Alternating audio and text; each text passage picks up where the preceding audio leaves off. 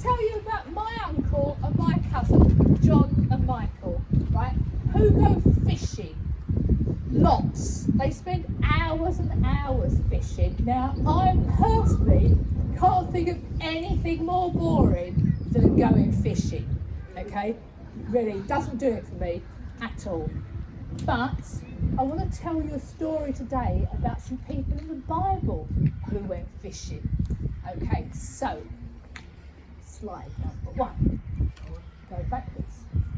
Yes, okay, so when Jesus and Peter arrived at the town of Capernaum, there were men collecting the tax that was given to the temple each year. Everyone had to pay taxes. Now, children, you're lucky because you don't have to pay taxes. But you ask your mum and dads or your grandparents about taxes. They'll go, every time they look at their payslip, they think, I pay how much in tax? Oh. But it's very important because it pays for your school and it pays for the hospitals and it pays for the binmen. Just imagine how stinky it'd get if there weren't any binmen. And libraries and lots more. So taxes are very, very important. One of the tax collectors saw Peter and said, do you and Jesus pay taxes? Peter said, yes. But he was thinking, oh no, I haven't got any money. And I know Jesus hasn't got any money either. We can't pay our taxes. What are we going to do? So, Jesus could see that Peter was really worried about having no money to pay the tax. I can imagine. You know, your parents don't pay tax. There's people that come after them and they send them to jail. But you're all right. Everybody here pays their taxes. Okay? He asked Peter a question, right? This is a really complicated question. So children, if you don't really understand it, don't worry. You can ask your parents later. He asked Peter a question. In a country, he usually pays taxes to the king, his children or his subjects. Peter said, oh, that's easy. It's the king's subjects who pay. So Jesus replied, saying that the king's children do not pay tax, meaning in God's kingdom we are his subjects and don't need to pay tax to God. But Jesus went on to say, we don't want to upset anyone, so the right thing to do is to pay our temple taxes. Then he said something really odd to Peter. He said, row out into the sea. Was Peter thinking, I don't know, that's going to help, right? But, you know, okay.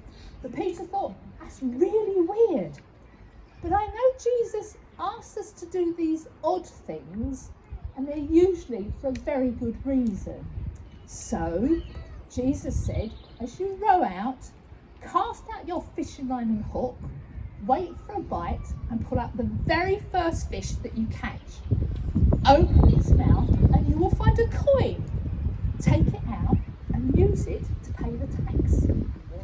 Now, Peter was a very experienced fisherman, like my Uncle John and my cousin Michael.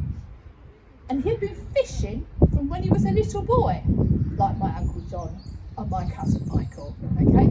We had never caught a fish with money in its mouth, and I am guaranteed if my cousin Michael had caught a fish with money in its mouth, it'd have been all over Facebook. As it is, I get pictures of fish that I have no idea what they are. Fish all over Facebook.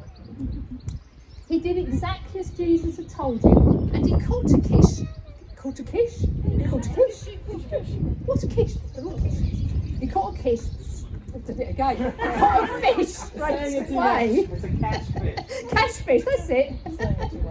No sitting for hours waiting for the fish to bite. He prized open the mouth of the very first fish he caught and looked inside. It was difficult because the fish kept flopping over the floor of the boat. When he saw that fish, of all the fish on the sea on the very day he needed it, it found a coin. Alright? It was exactly the right amount to pay the tax. Right amount! How amazing is that? Just as Jesus, I wish I found a fish with £1,000 a month to pay my taxes. I don't know anybody else, yeah? if I knew I was going to get that, I'd go put up with the boredom and go fishing. Just as Jesus said, it was a miracle.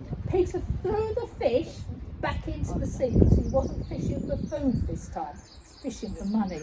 He rowed like mad back to the shore, ran up the steps, up to the taxman and paid the tax for himself and Jesus. It was a miracle. Okay, and the story means that Jesus will provide for the things that we need.